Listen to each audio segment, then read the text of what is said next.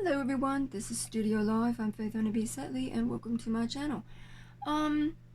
Before we get started, I just want to do a shout out of thanks to a few precious souls. I love my subscribers. I love you guys. You are awesome. You keep me going. You're off the chain with your likes and your comments, and you're absolutely beautiful. And when people subscribe to my channel, sometimes I can see them based on privacy settings and sometimes I can't. So these are just a few people what I can see. So shout outs of love and thanks to Lisa Bone, Moik03, Claire Shales, Roy Milano and Tom Byrne, or Tom O'Brien, whatever he goes by at the moment. So if you're new to my channel, you like what I do, by all means, little button in the corner, click to subscribe. Love to meet you. Also, if you guys could do me a solid, that'd be absolutely fab. Click to like the video itself, because that bumps me up in the ranks of YouTube and it keeps my video in play. More people get to see the video and I get to help people. Yay! So let's get around it. Now I've done something with the moon since the last time I showed you this painting. In my last video I applied a grey wash around the moon and it did exactly what I thought it was going to do. Now I did not tell you what it was supposed to do because I wanted you guys to be surprised, but it turned a lovely silvery blue, navy blue color, and that was the first end of color on this painting, so it turned out perfect.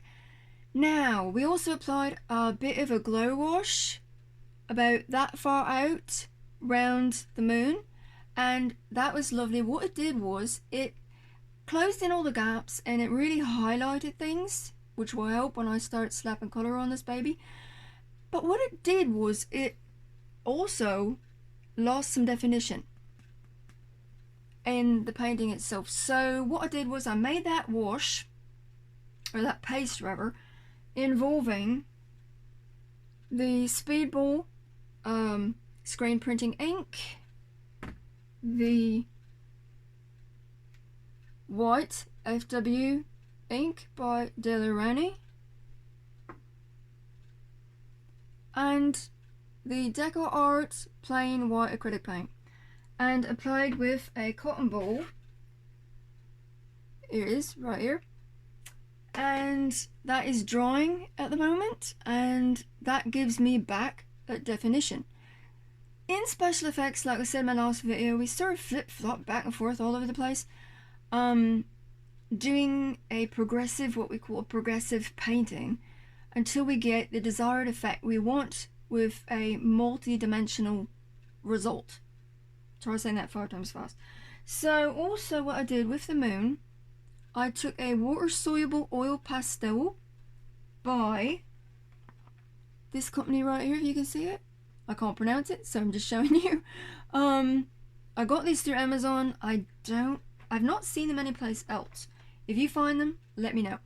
And I dipped it in some water in a shot glass and applied it to the moon itself.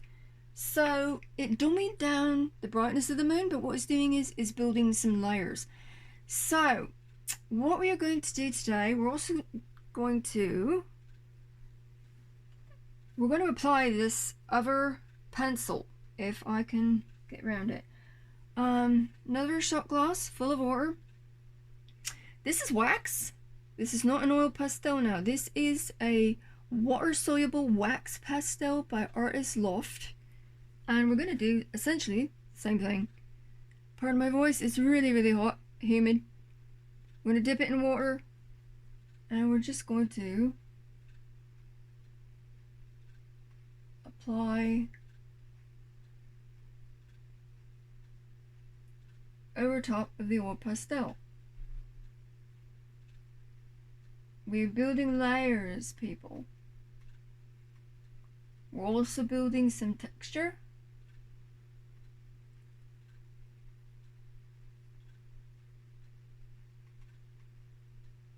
It's going to take away from the brightness of this painting for the moment, but that's okay. It'll come back. Patience is a virtue.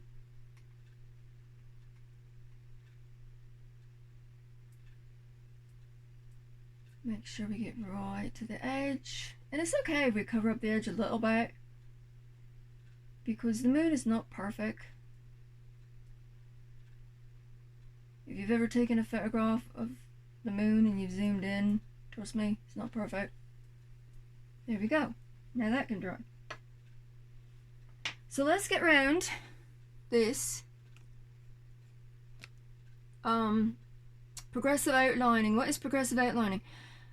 Ooh, this stairway is a stairway to heaven.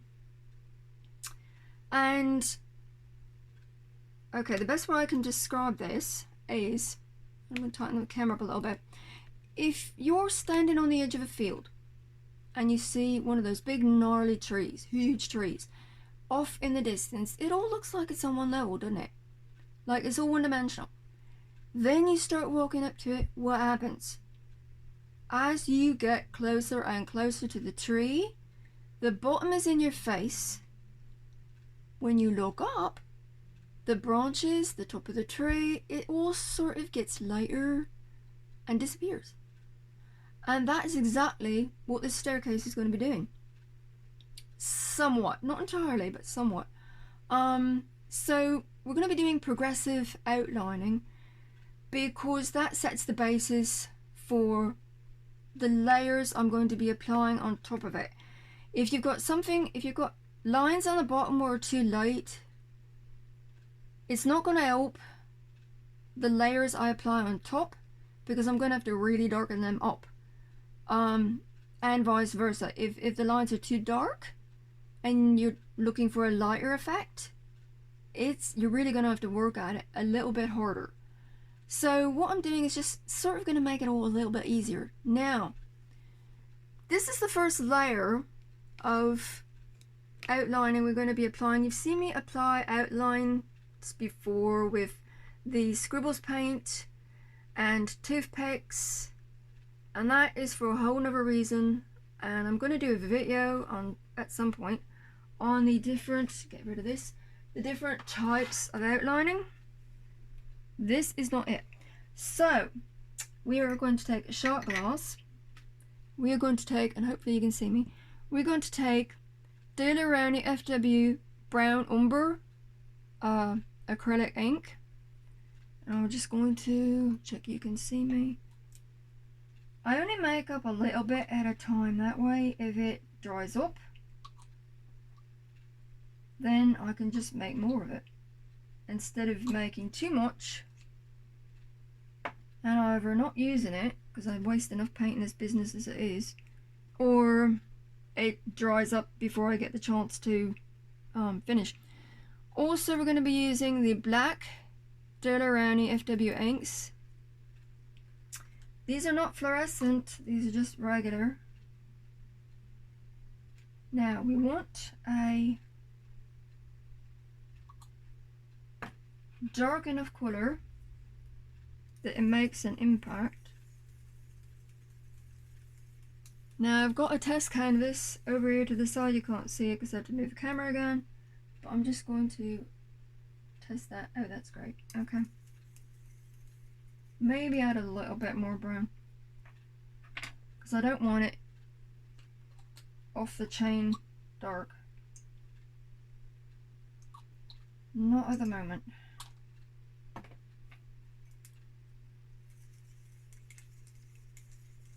We're going to do this colour on the stairwell, and then we're going to come back with another colour English colour on top of that. Then we're going to do something with the skyline and then come back and finish the last two colours. Now we've got this, we've got the pencil. Let's go back up quite quickly. It's really easy to run out of time, and we are at, oh my word, 9 minutes already, I think. Yep. Okay, pop that round that way, tighten it up. Now we're going to take this and a pencil dip. Why am I using a pencil and not toothpicks? Check you can see me. Because I get a little better control with the pencil. The toothpicks I like really for heavier, I mean I will use them with plain acrylic ink, I've done it before, but I'm just really liking this pencil. Now, word of warning, if you let washes like this sit, they will get gungy, and what will happen is, if you go to use them, I don't recommend it, because you'll stick your pencil in, or your toothpick, or wherever you got, and wind up with a blob on your pencil, and that will go on the canvas. Now, why do I use canvases for mostly everything I do, that and wood panels? Because I can do so much more with them. Paper, you're limited. Like, even the high quality paper, what you get that's mixed media, it's limited. And some things, if you get them wet, you've got a problem. And in the work I do, you need to get things wet. I hope you can see what I'm doing. I really do. And I've got to check my time. And I bumped the camera. Apologise. 11 minutes. Okay. It is difficult to film a painting this size. It's 3 feet tall. Because, especially when it's really, really hot. Because if you put the camera too far away, you can't see what I'm doing.